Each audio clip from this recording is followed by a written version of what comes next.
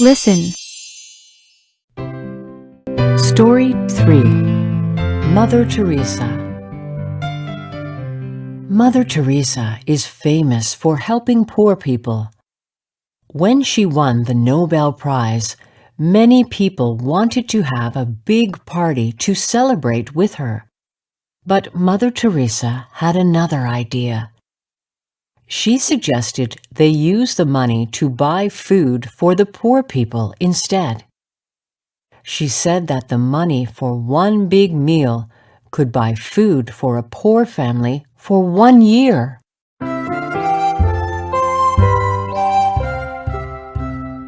Thank you for everything you've done for us. Read aloud.